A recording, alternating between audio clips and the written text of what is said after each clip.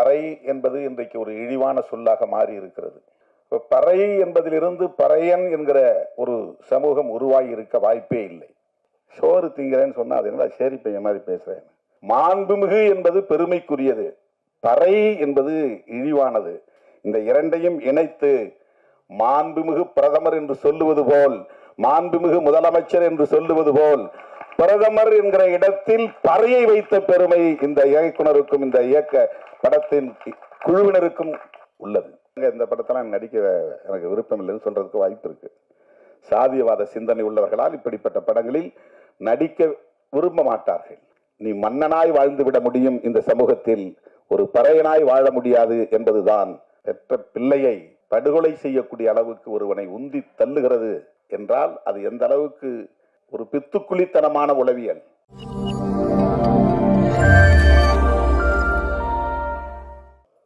இனி பேசுவதற்கு எதுவும் இல்லை, நன்றி சொல்லி முடிக்கலாம் என்கிற அளவுக்கு அண்ணன் லியோனி அவர்களின் பேச்சும்,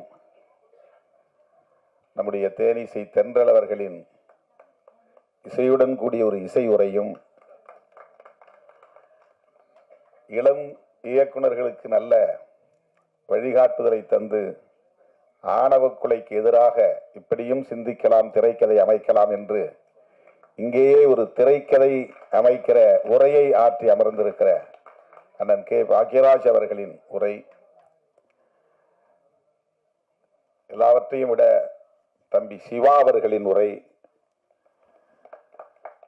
நம்முடைய கதாநாயகி அவர்களின் உரை எல்லாம் ஒவ்வொன்றும் ஒவ்வொரு கோணத்தில் நம்மை ஆட்டி வைத்தது, வியப்புக்குள்ளாக்கியது. பறை குறித்து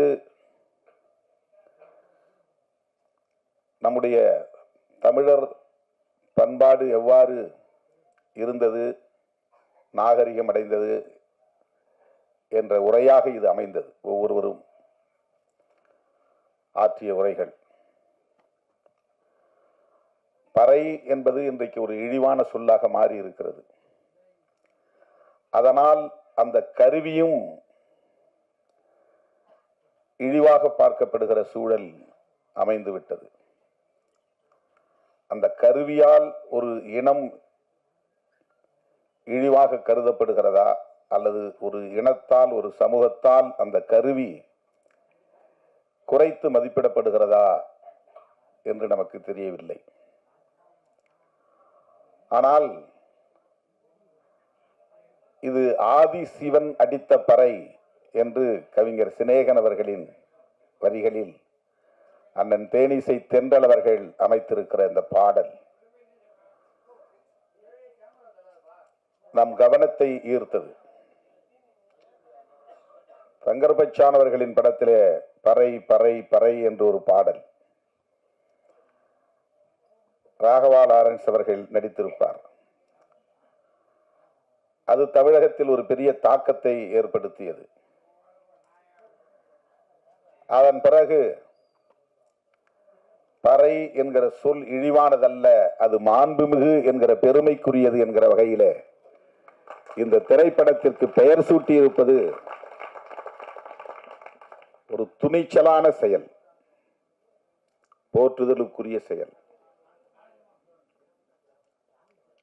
இந்த பெயர் சூட்டியதற்கே விருது கொடுக்கலாம், தனியே ஒரு பாராட்டு விழாவை நடத்தலாம். இயக்குனரின் துணிச்சலை, கதை எழுதியவர்களின் துணிச்சலை நான் மனமாற பாராட்டுகிறேன், வாழ்த்துகிறேன்.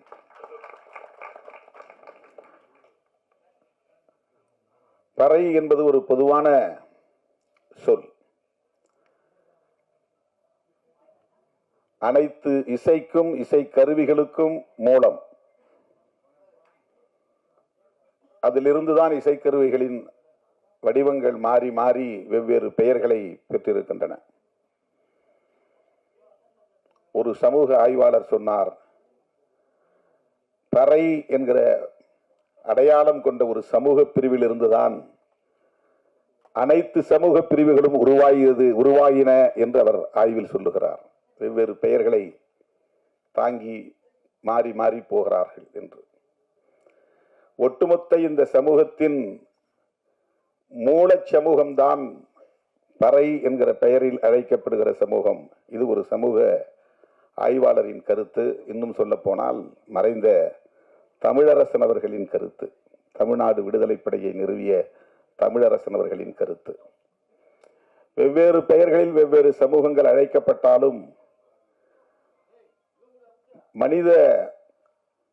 மனித குலத்தின் பாரம்பரிய வரலாற்றில் பார்க்கிற போது ஒரு குலத்தில் இருந்துதான் எல்லா குலமும் என்கிற போது தமிழ் சமூகத்தில் அந்த மூல சமூகம் ஆதி குலம் பறையர் குலம்தான் என்று அந்த வல்லுநர்கள் பதிவு செய்கிறார்கள். பறை அடித்ததனால் பறையன் என்று பலரும் கருதுகிறார்கள். அப்படி இருக்க வாய்ப்பே இல்லை. இன்றைக்கும் நீங்கள் ஒரு கிராமத்திற்கு போனால், பறையர் குடியிருப்புக்கு போனால் 200 குடும்பங்கள் 300 குடும்பங்கள் இருக்கிறார்கள் என்றால் அந்த 300 குடும்பங்களை சார்ந்தவர்களும் பறை அடிப்பதில்லை. அவர்களுக்கு பறை பற்றி தொடர்பும் இருப்பதில்லை. அந்த கிராமத்தில் சிலர்தான், விரல் விட்டு எண்ணக்கூடிய சிலர்தான் பறை அடிக்கிற ஒரு வழக்கத்தை வைத்திருப்பார்கள். எல்லா மக்களும் விவசாயத்தை செய்யக்கூடியவர்கள் தான். அவர்களுக்கு ஏரோட்ட தெரியும், நடவு நட தெரியும், அறுப்பு அறுக்க தெரியும், தாள் அடிக்க தெரியும். விவசாய பெருங்குடி மக்கள் தான். அந்த விவசாய பெருங்குடி மக்களை ஒட்டுமொத்தமாக பறையர் என்ற பெயரில் அழைத்து இழிவுபடுத்தி இருப்பதற்கு என்ன காரணமாக இருக்க முடியும்? இது குறித்து பலர் ஆய்வு செய்திருக்கிறார்கள். அதற்கு ஒரே காரணம்தான், இது மூலச் சமூகம், ஆதி சமூகம். அதிலிருந்து தோன்றுகிற ஒவ்வொரு புதிய சமூகமும் அதிலிருந்து தன்னை தனிமைப்படுத்தி, அந்நியப்படுத்தி, பிரிவுபடுத்தி காட்டிக்கொள்வதற்காக அந்த ஆதி சமூகத்தை இழிவுபடுத்துவதை ஒரு பண்பாடாக இங்கே வளர்த்திருக்கிறார்கள். அப்போதுதான் நாங்கள் அவர்களை விட மேலானவர்கள் என்று சொல்லுகிற அந்த நிலை வளர்ந்திருக்கிறது. இது சமூக ஆய்வாளர்களின் கருத்து. பறை என்பதிலிருந்து பறையன் என்கிற ஒரு சமூகம் உருவாகி இருக்க வாய்ப்பே இல்லை. இது குறித்து பலரும் இப்போது ஆய்வு செய்திருக்கிறார்கள். பரம்பரை என்கிற சொல்லில் வருகிற பறை, இந்த பா ரை, அது இடையின ரை, எரள வளர இடையினம் என்கிற இப்படி கொம்பு போட்டு கீழே இழுக்கிற ரை பறை. இந்த வல்லின ரை அல்ல, கசட தபர என்கிற எழுத்துக்களில் வருகிற வல்லின ரை இந்த இசைக்கருவியை குறிக்கும். அந்த பறையன் என்கிற சொல்லில் இருக்கிற எழுத்து இடையின ரகரத்தில் வருகிற ரை என்கிற சொல்லை குறிக்கும், எழுத்தை குறிக்கும். ஏன் என்றால் அதற்கு ஒரு விளக்கம் தருகிறார்கள். பரன் பறை, இது இரண்டும் தாய் தந்தை என்று சொல்லுகிற சொல்லோடு வருகிற 7வது தலைமுறையின் பெயர். இந்த தலைமுறை நாம், நமக்கு முந்தைய தலைமுறை தந்தை தாய், அந்த தந்தை தாய்க்கு முந்தைய தலைமுறை பாட்டன் பாட்டி, அந்த பாட்டன் பாட்டியின் தந்தை தாய் பூட்டன் பூட்டி, அந்த பூட்டன் பூட்டியின் தந்தை தாய் ஓட்டன் ஓட்டி, அந்த ஓட்டன் ஓட்டியின் தந்தை தாய் பரன் பறை. இது 7வது தலைமுறை. ஆதி குடி. அந்த பரனுக்கும் பறைக்கும் பிறந்தவர்கள் சேயோன் சேயோல், சேயோனுக்கும் சேயோலுக்கும் பிறந்தவள் ஓட்டன் ஓட்டி, ஓட்டனுக்கும் ஓட்டிக்கும் பிறந்தவர்கள் பூட்டன் பூட்டி, பூட்டனுக்கும் பூட்டிக்கும் பிறந்தவர்கள் பாட்டன் பாட்டி, பாட்டனுக்கும் பாட்டிக்கும் பிறந்தவர்கள் தந்தை தாய். இன்றைக்கு நாம் இது 7 தலைமுறை குறிக்கிற ஒரு சொல்லாடல் தமிழிலே உண்டு. அந்த பறையை குறிக்கிற சொல்தான் பறையன் என்கிற பெயராக மாறி இருக்கவே தவிர பறை அடிப்பதனால் இவன் பறையன் என்று ஆகியிருக்க வாய்ப்பே கிடையாது. ஆனால் சமூகத்தால் ஒடுக்கப்பட்டு, அதிகாரம் பறிக்கப்பட்டு, நிலம் பறிக்கப்பட்டு, ஆயுதம் பறிக்கப்பட்டு, எல்லா வகையிலும் ஒடுக்கப்பட்டு அவன் மேலெழ முடியாத அளவுக்கு வீழ்த்தப்பட்ட ஒருவனை பறையன் என்று அழைத்து, அதனால் அவன் பயன்படுத்திய கருவியையும் இழிவாக பார்க்கிற ஒரு நிலை, அவன் பயன்படுத்திய பொருள் என்பதனால் இழிவாக பார்க்கிற நிலை, அவன் பேசுகிற தமிழ் என்பதனாலேயே இன்னும் தூய தமிழ் சொல்லை பேசக்கூடியவனாக இருக்கிற காரணத்தினாலேயே தமிழ் பேசுவதை அவமானமாக கருதுகிற புதிய தலைமுறை வளர்ந்திருக்கிறது. சாதம் சொன்னாதான் மரியாதை, சோறுன்னு சொன்னா அது சேரியில பேசுற பாஷை. சோறு திங்கிறேன்னு சொன்னா அது என்ன சேரி பையன் மாதிரி பேசுறேன். சேரி என்பது சேர்ந்து வாழும் இடம். பார்ப்பனர்கள் சேர்ந்து வாழுகிற இடம் பார்ப்பன சேரி, அது நடைமுறையிலே இருந்திருக்கிறது. பார்ப்பனர்கள் வாழுகிற இடம் பார்ப்பன சேரி, பல்லர்கள் வாழ்ந்து சேர்ந்து வாழும் இடம் பச்சேரி, பல்லு சேரி பச்சேரி. இடையர்கள் வாழ்ந்து சேர்ந்து வாழுகிற இடம் இடைச்சேரி. எல்லா ஊர்களுக்கும் சேரி என்பது பொதுவான பெயர். ஆனால் அது இன்றைக்கு பறையர்களுக்கு மட்டுமே உரிய பெயராக மாறி நிற்கிறது. தோல் கருவிகள், எல்லா கருவிகளும் பறையிலிருந்து தோன்றியது. மற்ற தோல் கருவிகளுக்கெல்லாம் சமூகத்தில் மரியாதை. ஆனால் அவன் பயன்படுத்துவதனாலேயே அது இழிவான கருவி, இழிவான பொருள் என்று பார்க்கிற ஒரு உளவியல் இங்கே கட்டமைக்கப்பட்டிருக்கிறது. இதைத்தான் மாற்ற வேண்டும். பொது உளவியலில் இந்த இழுக்கு இருக்கிறது, அதை துடைத்தெறிய வேண்டும் என்றுதான் பெரியார் கனவு கண்டார், புரட்சியாளர் அம்பேத்கர் கனவு கண்டார். அதைத்தான் நாம் பேசுகிறோம். அந்த அரசியல் புரிதல் இருப்பதனால்தான் விஜய் சுகுமாரன் இந்த படத்திற்கு மாண்புமிகு பறை என்று பெயர் சூட்டியிருக்கிறார். அண்ணா ரொம்ப அருமையா சொன்னாங்க. நாடோடி மன்னன், நாடோடி என்பவன் ஏதும் இல்லாதவன், மன்னன் என்பவன் ஆட்சி அதிகார பீடத்தில் இருப்பவன். ரெண்டையும் சேர்த்து ஒரு பெயர் வைப்பதை போல மாண்புமிகு என்பது பெருமைக்குரியது, பறை என்பது இழிவானது.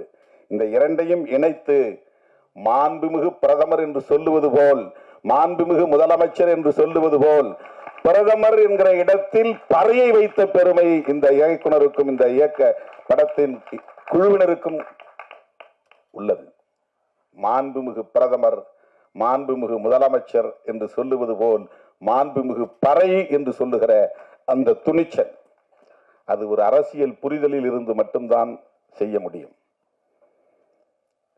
அப்படிப்பட்ட ஒரு படத்தில் தம்பி சிவா போன்றவர்கள் இன்றைக்கு நடித்திருக்கிறார்கள் என்றால் அண்ணன் லியோனி அவரிடம் அவர் கற்றுக்கொண்ட அரசியலும் தான் அதற்கு அடிப்படை. சில பேர் இல்லைங்க இந்த படத்தெல்லாம் நடிக்க எனக்கு விருப்பம் இல்லைன்னு சொல்றதுக்கு வாய்ப்பு இருக்கு. சாதியவாத சிந்தனை உள்ளவர்களால் இப்படிப்பட்ட படங்களில் நடிக்க விரும்ப மாட்டார்கள், பெயர் வைப்பதற்கும் உடன்பட மாட்டார்கள். அப்படியே இயக்குனர் பெயர் வைத்தாலும் இந்த படத்தில் நான் முதலாக போய் அறிமுகமாக வேண்டுமா? இப்ப படத்துல முதல் படத்தில் நடிச்சாக்க அந்த படத்துடைய பெயர் சேர்ந்து போகும். சில பேருக்கு பெயர் முன்னெட்டுல சேரும். அப்போ இவருக்கு என்ன முன்னெட்டு வரும்? அவருக்கு ஒரு தயக்கம் வரும்.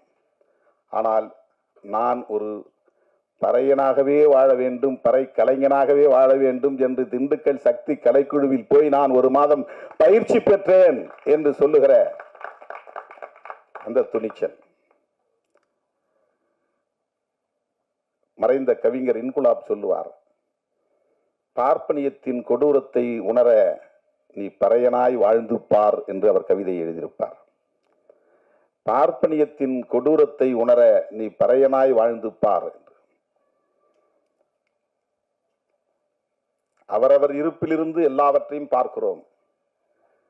பிறரின் நிலையிலிருந்து அவர்களை புரிந்து கொள்வது என்பது அது ஒரு தனி பயிற்சி. அண்ணன் பாக்கியராஜ் என்ன சொன்னார், எவ்வளவு நகைச்சுவையோடு அது சொன்னார். ஒரு மணி அடிச்சுக்கிட்டே தீபாராதனை காட்டுறதுங்கிறது சாதாரண ஒரு வேலை இல்லை. அதுக்கும் ஒரு ஞானம் வேண்டும், பயிற்சி வேண்டும். சர்வர் வேலை செய்யறதுக்கு ஒரே நேரத்தில் 10 பேர் வருவான், 10 விதமாக ஆர்டர் பண்ணுவான். அதை அனைத்தையும் கேட்டு மனசுல ஞாபகத்தில் வச்சு அதை போய் ஆர்டர் பண்ணி வாங்கிட்டு வந்து எவன் எது கேட்டானோ அவன்கிட்ட கொடுக்கணும். அவனுக்கு தகுந்த மாதிரி பில் போட்டு வாங்கி கொடுக்கணும். இது எவ்வளவு பெரிய பணி தோழர்களே. பறையனாய் வாழ்வது என்பது அவ்வளவு கடினமானதல்ல. நீ மன்னனாய் வாழ்ந்து விட முடியும் இந்த சமூகத்தில், ஒரு பறையனாய் வாழ முடியாது என்பதுதான் இன்குலாப் அவர்களின் அனுபவம். ஒவ்வொரு நாளும் ஒவ்வொரு களத்திலும் அவர்கள் சந்திக்கிற அவமானங்களும் இழிவுகளும் அவமதிப்புகளும் தாங்கிக் கொள்ள முடியாது. திரைப்பட வாய்ப்பு கேட்டு வந்தேன், என்னால் முடியாது என்று என்னை வீட்டுக்கு அனுப்புகிற போது அந்த வீட்டுக்கு போகிறது எனக்கு பெரிய அவமானமாக இருக்குது, திரும்ப போகிறது. அதனால் நான் இங்கேயே வேலை செய்வேன். அந்த ஒரு நிகழ்ச்சியில் அவருக்கு இருக்கிற அந்த ஈகோ அவருடைய மானம் தொடர்பான ஒன்றாக இருக்கிறது. திரைப்படத்தில் வாய்ப்பு கிடைக்கல, நான் திரும்ப போனால் ஊரில் இருக்கிற என்ன நினைப்பான்? அது எவ்வளோ பெரிய காயத்தை மனசில் ஏற்படுத்தும். எப்படி நம்ம தலை நிமிர்ந்து வாழ முடியும், அங்கே மற்ற இளைஞர்களோட எப்படி அங்கே நடமாட முடியும்? அது எனக்கு பெரிய தலைக்குனிவை தரும் அப்படின்னு நினைக்கிறார். இந்த மான உணர்ச்சி ஒவ்வொரு மனிதனுக்கும் உண்டு. ஆனால் அத்தனை இடங்களிலும், அவன் காலடி வைக்கிற அத்தனை இடங்களிலும் அவனுக்கு இழிவும் அவமதிப்பும் இருக்குமே. ஆனால் அவன் உள்ளம் எந்த அளவுக்கு ஒவ்வொரு நாளும் காயப்படும் என்பதை உணராமல் பலர் பேசுகிறார்கள் என்பதனால் தான் இன்குலாப் சொன்னார், நீ பார்ப்பனியத்தின் கொடுமையை உணர வேண்டுமானால் பறையனாய் வாழ்ந்து பார் என்று சொன்னார். அந்த பறையன் என்பது இந்த பறையடிப்பவன் என்கிற பொருளில் இல்லை. இந்த சமூகத்தால் வீழ்த்தப்பட்ட ஒரு பெரிய சமூகம், ஆதி சமூகம். தோழர்களே, சாதி அமைப்பு என்பது இந்த சமூகத்தில் எவ்வளவு கொடூரமான தாக்கத்தை ஏற்படுத்தி இருக்கிறது. ஆணவ கொலை பற்றி அவருடைய அனுபவத்தை அண்ணன் பாக்கியராஜ் சொன்னபோது ரொம்ப அதிர்ச்சியாக இருந்தது. அது இன்றைக்கும் தொடர்கிறது. இது ஒவ்வொரு மனிதனுக்குள்ளும் தன் குடும்ப கௌரவம், சாதி கௌரவம் என்பதோடு இணைக்கப்பட்டிருக்கிறது. 10 மாதம் சுமந்து ஈன்றெடுத்த பிள்ளைக்கு பாலூட்டி சீராட்டி பாராட்டி வளர்த்தாலும், பல கனவுகளோடு அவர்களை கொஞ்சி மகிழ்ந்து வளர்த்தாலும், தன் குடும்ப கௌரவம் பாதிக்கப்படும் என்கிற போது அதற்கு விஷம் கொடுத்து நஞ்சு கொடுத்து கொள்ளக்கூடிய அளவுக்கு அவர்களின் சாதிய உளவியல் இங்கே கட்டமைக்கப்பட்டிருக்கிறது. பெற்ற பிள்ளையை படுகொலை செய்யக்கூடிய அளவுக்கு ஒருவனை உந்தி தள்ளுகிறது என்றால் அது எந்த அளவுக்கு ஒரு பித்துக்குளித்தனமான உளவியல். இதை சாதியவாதிகளால் ஒருபோதும் ஏற்றுக்கொள்ள முடியாது. ஆனால் இதை எதிர்த்து போராட வேண்டும் என்கிற உணர்வு இன்றைக்கு திருமாவளவன் போன்றவர்கள் வந்த பிறகு நிகழ்ந்ததல்ல. 2000 ஆண்டுகளாக இந்த போர் நடந்து கொண்டே இருக்கிறது. சாதி இரண்டொழிய வேறில்லை என்று அவ்வை பாட்டி சொன்னதிலிருந்து, ஆண் சாதி பெண் சாதி ஆக இரு சாதி வீண் சாதி மற்ற எல்லாம் என்று சித்தர் காலத்தில் பாடிய காலத்தில் இருந்து, பரப்புக்கும் எல்லா உயிர்க்கும் என்று ஐயன் திருவள்ளுவன் 2000 ஆண்டுகளுக்கு முன்பே சொன்னது, இவையெல்லாம் இந்த சாதிய கட்டமைப்பை எதிர்த்து நடத்திய யுத்தத்தின் எச்சங்களவை, பதிவுகள். நாம் இன்னைக்கு புதுசா பேசல. இத ஐயன் திருவள்ளுவனே இந்த சாதி அமைப்பு கூடாது என்ற ஆதங்கத்தை அவர் வெளிப்படுத்தி இருக்கிறார். இது நீண்ட நெடிய ஒரு போராட்டமாக இருக்கிறது. அந்த போராட்டத்தை வெவ்வேறு வடிவங்களில் இன்றைக்கு நாம் மைய நீரோட்டத்தில் இணைக்கிற முயற்சி. இவ்வளவு பெரிய நிகழ்ச்சி, ஒரு திரைப்படத்திற்கான தலைப்பு, ஒவ்வொரு களத்திலும் ஆகச்சிறந்த ஆளுமைகள் வந்து இது குறித்து ஆற்றுகிற உரை, இவையெல்லாம் ஒரு மெயின் ஸ்ட்ரீம் பாலிடிக்ஸ்குள்ள இந்த விஷயங்களை இணைக்கிற பெரிய முயற்சி. இப்படி ஒரு பொதுவெளியில் அனைத்து தரப்பாரும் விவாதிக்கக்கூடிய ஒரு களத்தில் இந்த பொருள் கருப்பொருளாக இன்றைக்கு கையாளப்படுகிறது என்றால் எவ்வளவு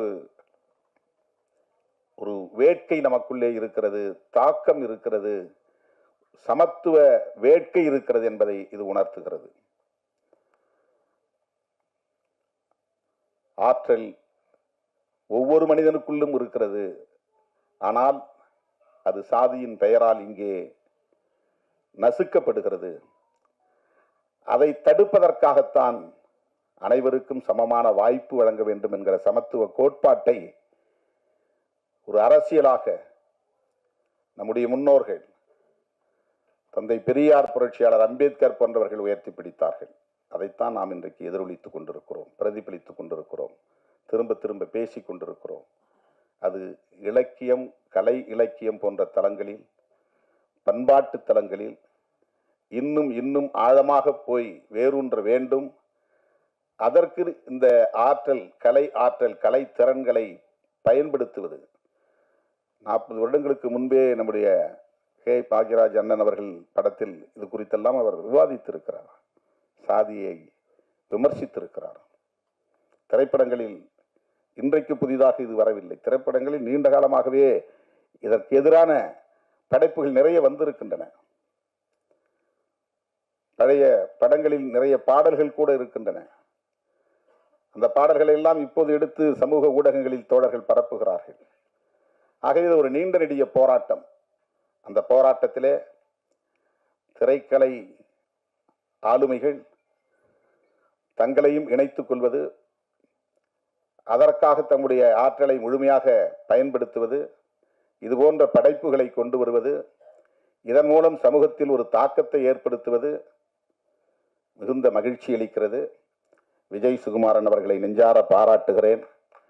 இந்த திரைப்படத்தில் நடித்திருக்கிற தம்பி சிவா அவர்கள் மிக அற்புதமாக உரையாற்றினார்.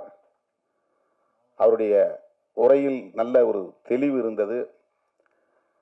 அந்த தெளிவு அரசியல் புரிதலாக ஒரு நீண்டகால அரசியல் தொலைநோக்கு பார்வை உள்ளதாக நான் புரிந்து கொள்கிறேன். இது போன்ற கலைஞர்கள் தான் திரைத்துறையை கையில் எடுக்க வேண்டும், பயன்படுத்த வேண்டும். ஏன்னா இப்ப நிறைய பேர் சாதி பெருமை பேசுகிற படங்களையும் இயக்குகிறார்கள், நியாயப்படுத்துகிற இயக்குநர்களும் இருக்கிறார்கள். ஆணவ கொலை அண்ணன் கூட அது கருணை கொலை என்று சொன்னால் அது மெர்சி கில்லிங். இது ஆணவ கொலை, தமிழில் கௌரவ கொலைன்னு சொல்லுவாங்க. அதாவது ஹானர் கில்லிங் அப்படிங்கிறத, அதை நம்ம அது ஹானர் இல்லை, கௌரவம் இல்லை, ஆணவத்தால், சாதி ஆணவத்தால் நடத்துகிற கொலை என்று ஆணவ கொலை என்கிறோம். அந்த ஆணவ கொலையை நியாயப்படுத்துகிறார்கள். நமக்கு கவலையாக இருக்கிறது. திரைத்துறையை இப்படிப்பட்ட பிற்போக்கு சக்திகளின் கைகளில் ஒப்படைத்து விடுமோ இந்த சமூகம்? மதவாத அரசியலையும் சாதியவாத அரசியலையும் நியாயப்படுத்துகிற கும்பலின் கைகளில் இந்த துறை சிக்கிக்கொள்ளுமோ என்கிற கவலை இருந்த சூழலில் விஜய் சுகுமார், சிவா போன்ற தோழர்கள் வந்திருக்கிறார்கள். இந்த திரைத்துறையை நாங்கள் முற்போக்கு சிந்தனை களமாக பயன்படுத்துவோம் என்கிற அந்த ஆற்றல் மிக்கவர்களாக இருக்கிறார்கள் என்பதை எண்ணி பெருமைப்படுகிறேன். இந்த திரைப்படத்தில் நாம் முழுமையாக பார்த்தால்தான் என்ன கதை கருப்பொருளாக இருக்கிறது என்பதை அறிந்து கொள்ள முடியும். என்றாலும் கூட இந்த தலைப்பே நம்மை வியக்க வைக்கிறது, ஆழ சிந்திக்க வைக்கிறது. அந்த வகையிலே இது வெற்றி பெற வேண்டும். வெற்றி பெற வைப்பதற்கு தமிழ் சமூகம் முழுமையாக ஒத்துழைக்க வேண்டும். விடுதலை சிறுத்தைகளும் அதற்கு ஒத்துழைப்பாக இருப்போம் என்பதை இந்த நேரத்திலே சொல்லி, எனக்கு இந்த அரிய வாய்ப்பை ஏற்படுத்தி தந்த அண்ணன் லியோனி அவர்களுக்கும், இயக்குனர் விஜய் சுகுமாரன், தம்பி சிவா போன்றவர்களுக்கும் என்னுடைய நெஞ்சார்ந்த நன்றியை தெரிவித்து விடைபெறுகிறேன். நன்றி, வணக்கம்.